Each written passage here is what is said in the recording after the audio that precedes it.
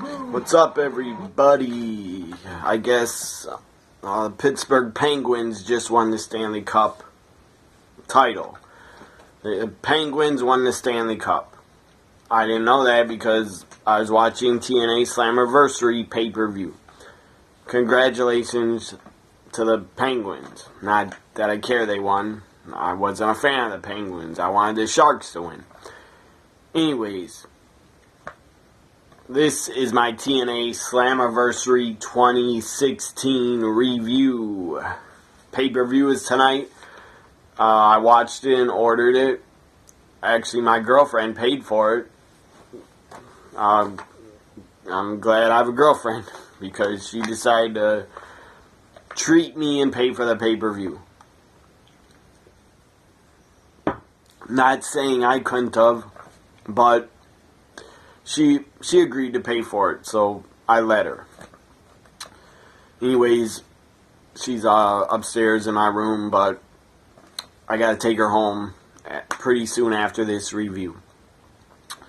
Anyways, Slammiversary 2016, this is my review. Enough about the Stanley Cup Finals, and enough about who bought the pay-per-view. Slammiversary kicked off with the X Division Championship, a match that I didn't know was going to happen until the pay-per-view. I didn't predict this match. Sadly, on my predictions for Slammiversary, I didn't predict this match or the Knockouts title match because I didn't know it was going to happen.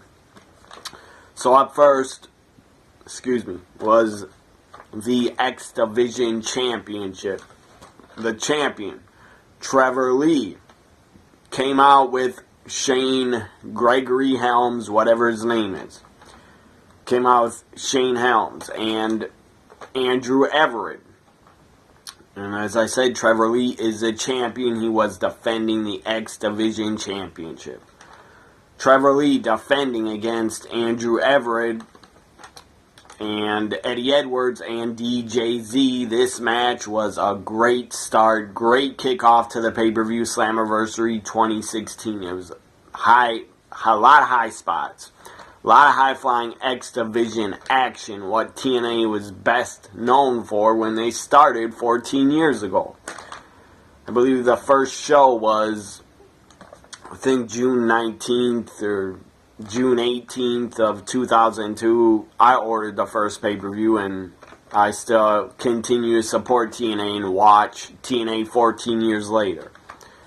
Anyways, X Division Championship, it was a great start to the pay-per-view. Fans were really into this match. They started TNA chants during this match, and we haven't heard TNA chants in probably a couple years because TNA hasn't had that many good things happen where you can chant TNA, TNA. Very good X Division title match.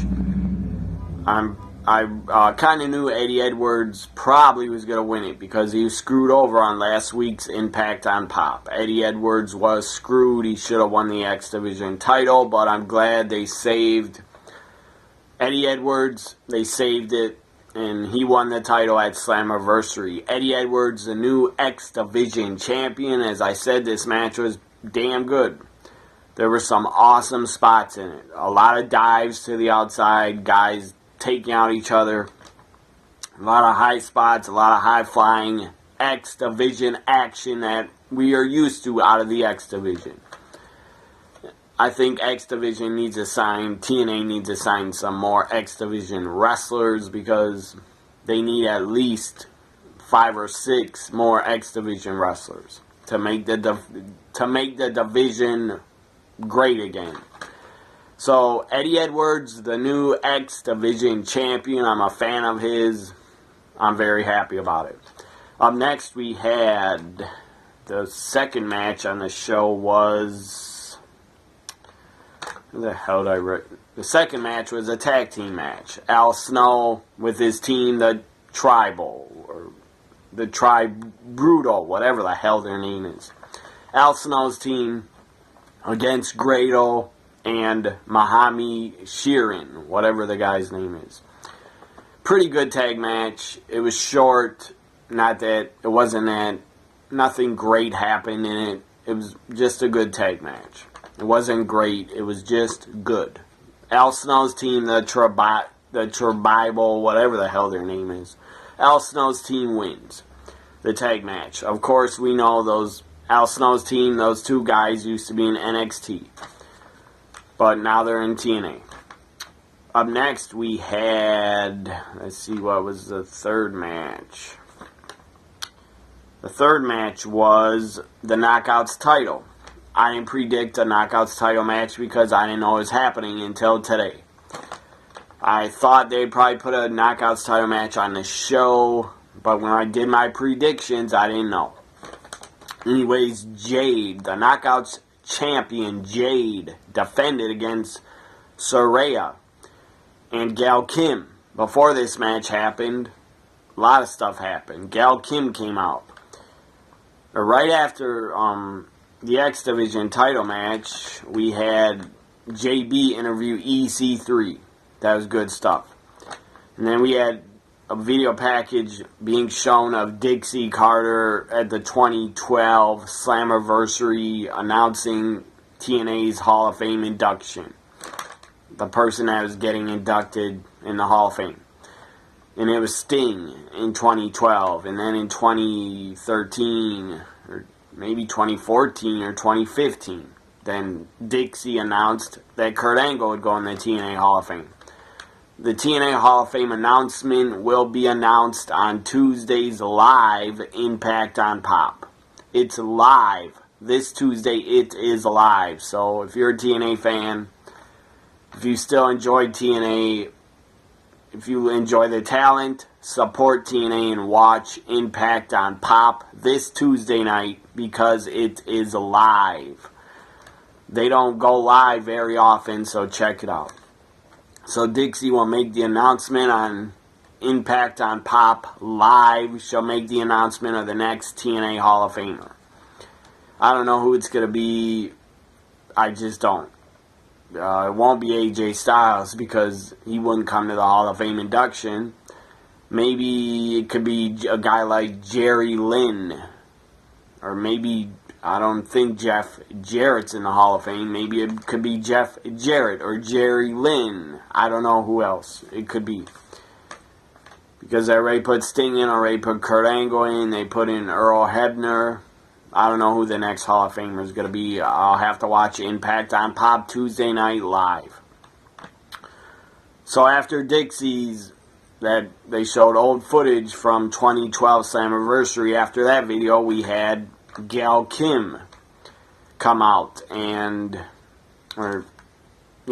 Kim came out. And it was supposed to be Gail Kim versus Maria Kanellis. Gail Kim gets on the mic and is waiting in the ring for Maria. Maria comes out with her assistant, Allie, who is formerly indie wrestler Cherry Bomb. That's who Allie is. So then Allie gets on the mic, and my God, her voice. I don't know if that's her real voice, but it is super annoying. It's a screechy, annoying sounding voice. Allie looks good, but she should not speak ever. Ever, ever again.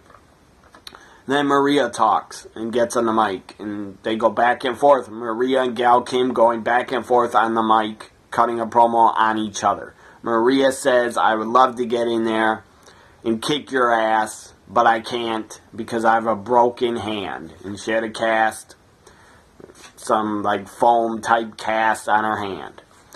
So she has a broken bone in her hand. They put the x-rays out on Twitter. Maria tweeted the picture of her x-ray, like we wouldn't believe she had a broken hand. I don't know why they had to tweet out the x-rays, and I believe TNA's Twitter account also tweeted out the x-ray pictures. I don't know why they do that. That was kind of stupid.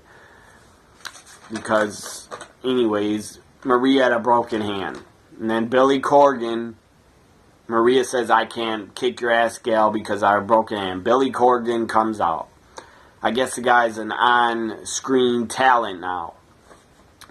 I don't need to see him on TV, but whatever. Billy Corgan comes out and is carrying something and says, in in here I have Maria's x-rays. She does indeed have a broken hand, gal, so she can't wrestle you tonight. But he says, I'm going to change things up.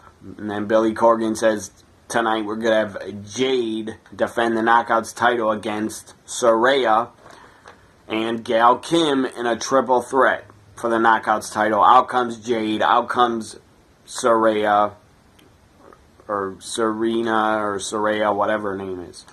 Knockouts title match starts. Pretty good Knockouts triple threat. I enjoyed it. I thought it was good. Anyway, Saraya wins and is the new TNA Knockouts champion. First, we had Eddie Edwards winning the X Division title. Now we have a new Knockouts champion in Saraya. Congratulations to her. She's a new knockout. She's only been in TNA about a month, or over a month. So now she's a new Knockouts champion. Good for her. She has a great look. She's a decent wrestler. She has a good look. Good for her. Saraya, new Knockouts champion at Slammiversary. The second new champion crowned of the night. And we would have another new champion later on. Up next, in the fourth matchup, it was... The hell was the fourth match? I believe it's James Storm, I think. Match number 4 was James Storm. Backstage, he talked to this guy. His name is Breakin', or I don't remember the guy's name. But he's a new TNA talent. He has a bald head. I don't know the guy's name. I forget. It might be Braxton Selton or something like that. Anyways, I think it's Braxton against James Storm. James Storm comes out, gets a good reaction, good pop, cuts a promo, and talks about past TNA talent, former TNA originals. He says, I've been here since 2002. I've been here since the start of TNA. He goes, a lot of guys back there, he says, a lot of guys have busted their ass to help TNA make it what it is. He brings up AJ Styles, Abyss, himself. He might have brought up some other people. I don't remember who else. But that's cool. He gave a shout out to AJ Styles and Abyss. So James Storm then defeats Braxton. Defeats him. It was an okay match. Not a bad match. But it was kind of boring. It was probably one of the most... James Storm against Braxton... The James Storm match and Al Snow's tag team match. Or Al Snow is a manager on the outside blowing the fucking whistle. Someone please take the whistle away from him or fucking take it and stick it up his ass. I'm sick of hearing him blow that whistle. The tag match with Al Snow's team against Grado. That was it was good, but I was kind of bored by it. And I was also kind of bored by the James Storm match. The other matches were entertaining. And pretty good. So up next, in the 5th match of the night, it was for the King of the Mountain Championship. Eli Drake. He has his his talk show segment on Impact on Pop every Tuesday. I forget the name of it, but he's always hitting this button, and then his voice goes, dummy, dummy, yeah, dummy. That's pretty funny. That's entertaining. Eli Drake is an entertaining wrestler. The guy is funny and entertains me. Eli Drake is the King of the Mountain champion. I didn't know he was King of the Mountain champion. In my prediction show, I thought Bram was still the King of the Mountain champion, but I guess he lost it. I guess he lost on Impact. I must not have paid attention. But Eli Drake is the Knockouts champion, not Bram. Eli Drake defending the Eli Drake defending the King of the Mountain title. I get the King of the Mountain title confused with the Knockouts title because they both have KO in the names. King of the Mountain title, Eli Drake defending it against Bram. I don't like Bram. Personally, I don't like the guy because he beat up his girlfriend or he hit her. He should have never even hit her once or ever. But he did. I don't know if he paid the price and served jail time. I don't care. I don't like Bram because the guy's a woman abuser, in my opinion. But maybe he's changed his life. Hopefully he's changed his life for the better. Hopefully the guy doesn't get arrested ever again. Anyways, Bram comes out. I will admit, Bram is a good wrestler. The guy is a good talent. I just don't like him personally because of what he has done outside of wrestling. But Bram is a good talent. I will admit that. Anyways, Eli Drake, in my opinion, Eli Drake is more entertaining and a better talent than Bram. Eli Drake wins, and I had Eli Drake winning in my prediction. Anyways, Eli Drake wins, retains the King of the Mountain title. It was a pretty decent match. Up next, we had Mike Bennett, the Miracle Mike Bennett, take on EC3. This match was damn good. Might have been the match of the night. If the match of the night wasn't EC3 versus the Miracle, then the match of the night was the main event, Drew Galloway versus Lashley, in my opinion. Full Metal Mayhem was also pretty good. Brother versus Brother was also a pretty good match. Anyways, let's see. I don't have any, oh yeah, I do have some notes on EC3 versus the Miracle, Mike Bennett. And Mike Bennett, of course, was with his wife, Maria, at ringside. She interfered a couple times, but that's okay. I expected it. And Maria can interfere all she wants. She's hot as hell. Anyways, during EC3 versus Mike Bennett, EC3 hit 3 German suplexes. That was pretty awesome on Mike Bennett. Also hit his finisher, I believe Mike Bennett, I forget what his finisher is called. They're calling it the cutter or something, or the cutter. Anyways, Mike Bennett hit his finisher like 3 times. EC3 kicked out. Or maybe, and then Mike Bennett kicked out 1 or 2 finishers of EC3. It was a very good match. I really enjoyed it, and it was damn good. Anyways, EC3 wins. I expected and predicted that EC3 would win in my Slammiversary predictions. Go back, watch that show. It's in my TNA Impact preview and predictions playlist. Many kickouts here, many near falls, many kickouts after high impact finishing moves were hit. It was damn good. As I said, EC3 and the Miracle, the match was very, very good. I enjoyed it. If you didn't see the pay-per-view, try to find EC3 versus Mike Bennett on YouTube from Slammiversary. Try to find that match and watch it, because you'll probably enjoy it. Up next, we had Full Metal Mayhem, Brother versus Brother. Matt Hardy versus the insane, lunatic, fucking creepy-ass, weird, odd, stupid, annoying character, Matt Hardy. Whatever this crazy, insane character is, I don't like it. Matt Hardy came out. The guy looked like death. He looked like he was 80 years old. It was pretty sad. But whatever. I don't know why he looks so old. I mean, his character change should not make him look so old and unhealthy. But whatever. Maybe that's the look he wants and the look he's going for. I don't enjoy this Matt Hardy. I do not enjoy this new Matt Hardy character. It fucking sucks, and he's damn annoying in his promos. In his promos, he's always talking slow like a fucking stupid, crazy person, and he's always talking about Brother Nero, which is fucking annoying. But Jeff Hardy, I like Jeff Hardy. I'm a fan of his still. Jeff Hardy, I wanted to beat the living shit out of Matt Hardy. I wanted him to fuck his brother up big time.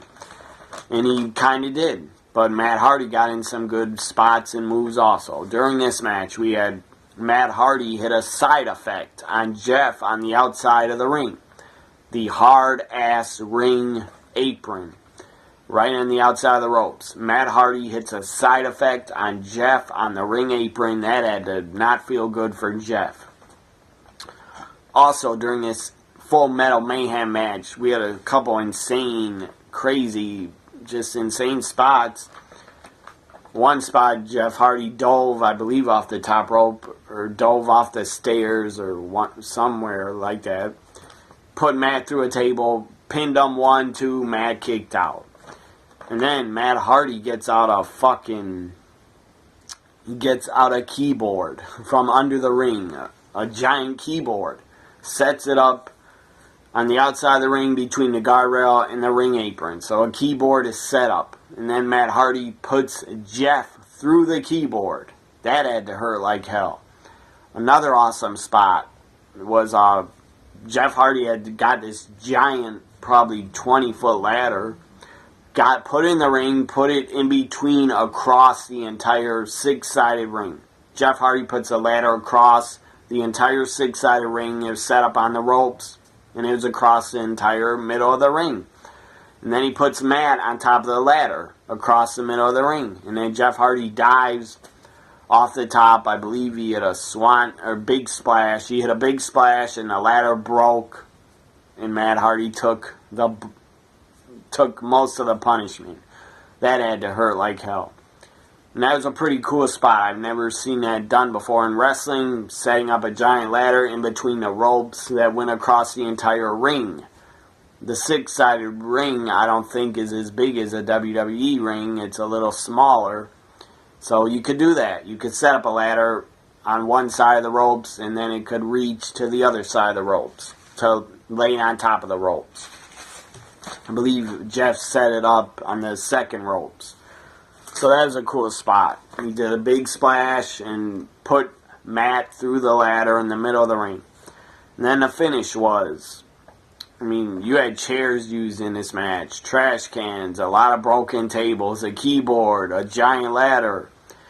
Then Matt Hardy started climbing up to the ladder in the ring. He had Jeff set up on a table on the outside, so I thought he was going to dive off the ladder, over the top rope, through the table, through Jeff. But that didn't happen because Jeff Hardy got back up to his feet, climbed the ladder, started punching Matt on top of the ladder. They were fighting, and then the ladder falls over. They both crash, and the top rope takes them out. That had to not feel good. The finish was Matt Hardy getting put through a table by Jeff. Jeff did a swanton bomb off the top rope. Or before that spot, Matt and Jeff both fell through one table outside of the ring. I believe they fell off the ring apron, or maybe the top rope. I really don't remember. Anyways, the finish was, as I said, Matt Hardy set up on a table. Jeff Hardy did a swanton bomb off the top rope, through the table, through Matt, crashing through Matt. The table exploded on the outside of the ring. That had to hurt Matt a lot, and probably hurt Jeff too, because he did a swanton. He was probably like close to 10, 15 feet in the air when he did the swanton through the table on the floor. And then after that swanton, putting Matt through the table from the swanton bomb off the top through the outside. 1, 2, 3, Jeff Hardy wins. Full Metal Mayhem. Hopefully this brother versus brother feud is over, because the match was good, in my opinion. The Full Metal Mayhem match tonight at Slammiversary was good, and it was entertaining. But the vignettes, the video segment they did where Matt and Jeff went in that warehouse in the wrestling ring, and then Matt put him through that circle table, which was not a gimmick table, by the way, so it had to hurt a lot. Then he put Jeff through that circle table in the warehouse. That video package, that segment was bad. It was bad acting. Bad acting by Matt Hardy. Jeff Hardy did okay in it. But the Full Metal Mayhem match, if you don't like the brother versus brother feud, that's fine. If you're sick of Hardy versus Hardy, that's fine. But in my opinion, Full Metal Mayhem, Jeff versus Matt, Full Metal Mayhem, it was pretty damn good. And it was entertaining to watch. A lot of weapons and tables were broken. Up next, we had The hell was next? The final match of the pay-per-view, the main event. Or no, not the main event. The next match was for the tag team titles. TNA tag team titles were on the line. Decay defending the tag team titles. Crazy Steve and Abyss with Rosemary. I love Rosemary, love her character, and she plays it to perfection. And I love Decay. I love the group Decay. They're great. They're entertaining as hell, and there's something different in wrestling that is pretty entertaining to me. So Decay defending the tag titles against a bromance. Jesse Goddard and Robbie E. I almost called him Robbie T, but I believe he's Robbie E. The bromance getting a tag title shot against Decay. And bromance were with Raquel, former Tough Enough competitor from last year. And of course, Decay was with Rosemary. This was a pretty good tag title match. Probably only lasted 10 or 12 minutes. It felt like maybe 15 minutes, but it was pretty damn entertaining. Good tag title match. I enjoyed it. Bromance showed a lot of fight, and Bromance looked like a damn good team. They were working very well together. Decay, though, Decay wins, and Decay retains the TNA tag titles. During this match, you had Rosemary get involved and interfere. Rosemary sprayed mist and accidentally hit Abyss in the face with mist. And then we had Raquel interfere, and she actually got in the ring. And she jumped on top of Rosemary, started attacking her, punching her. And Raquel's punches looked stiff, like they weren't working punches. She was hitting Rosemary pretty fucking hard on her shoulder. Because Rosemary was covering up like this. But still, Raquel, I think she needs some more training, because her punches looked stiff as hell to me. They looked really stiff. She was smacking and hitting Rosemary like this. You could hear a smack on her skin. That's not good, but whatever. I don't think Rosemary probably didn't get pissed backstage that she looked like she was hitting her kind of hard on the shoulder. Anyways, Raquel then gets taken out of the ring by Jesse, and then Rosemary on the outside of the ring kicks Raquel in the gut, kicks her in the ribs. Raquel falls down on the outside of the ring. Robbie E was taken out. During the end of the match, he's taken out. He couldn't even help Jesse Goddard. Jesse Goddard locked on a Boston Crab once, and Crazy Steve was getting ready to tap out, but he did not tap out.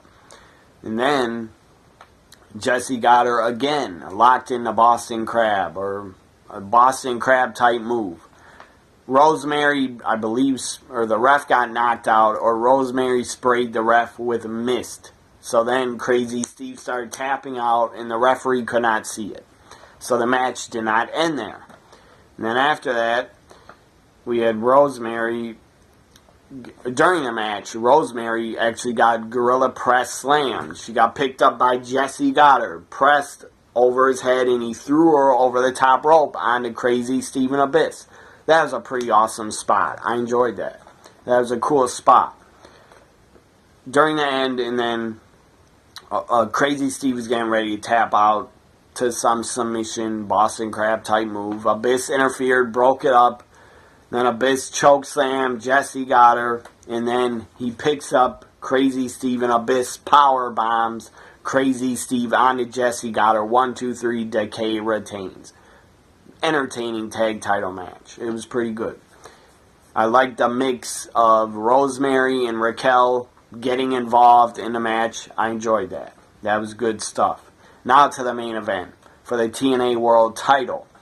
Drew Galloway taking on Bobby Lashley. This match, the only way to win was by knockout or tap out for the TNA World title. And it was pretty damn entertaining. It was a hard-hitting, pretty stiff, hard-hitting, good world title match. I enjoyed it. Drew Galloway, I thought, would retain, but I was wrong. My prediction, I had Drew Galloway. He loses the TNA World title. Bobby Lashley is the new TNA World Champion. The finish was Bobby Lashley hit a KO punch, a knockout punch to Drew Galloway. He falls down in the ring. Basically, he's knocked out right there. But then he locks on a side MMA type move, submission. He locks on a side choke where he has his arm and head hooked, and Lashley's going like this, choking out Drew Galloway. After he KO punched him, he's choking him out with a side choke. And then they showed Drew Galloway's face, and his eyes started looking like they're rolling in the back of his head. Looked like he was about to pass out.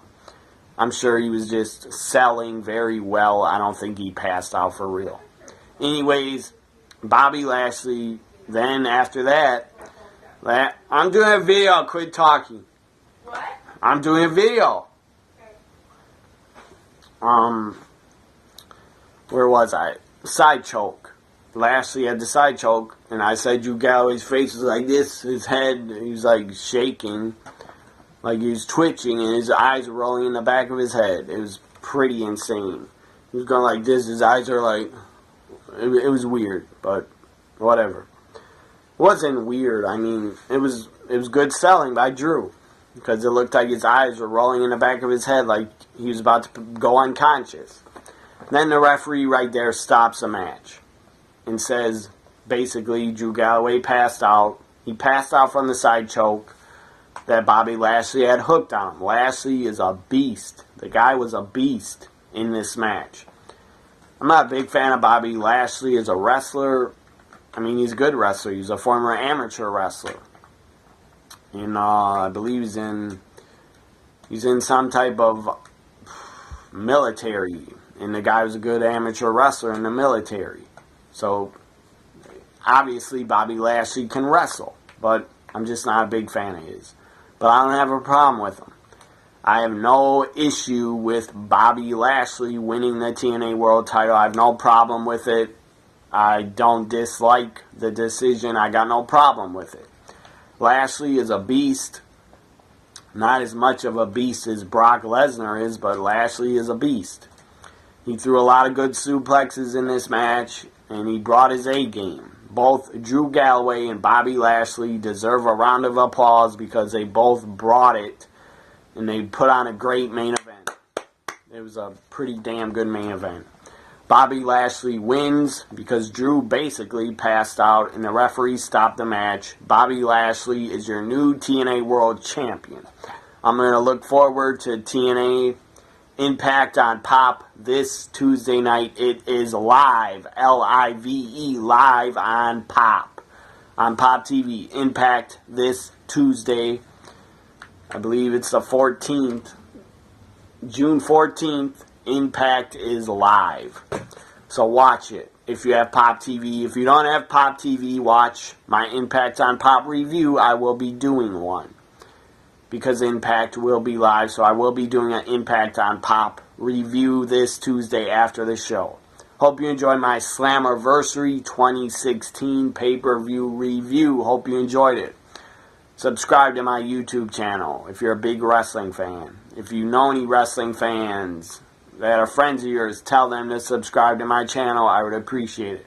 Also, follow me on Twitter at TNA WWE Guy. I was on there tonight, live tweeting the entire Slammiversary pay-per-view when I watched it. I tried to keep everybody updated. Hopefully you enjoyed and read some of my Slammiversary tweets. Follow me on Twitter at TNA WWE Guy, also at NXT WWE Guy. Slammiversary, if I give it a final rating to end the video, Slammiversary I would say was a 8. Pretty good pay-per-view. 2 matches were kind of boring, but the rest of the matches were pretty good. I think they had 8 matches on the show. I think it was 8 matches. So 6 of them were pretty entertaining and pretty good. Slammiversary final rating is a 8 out of 10. Hope you enjoy my review. Bye for now, everybody.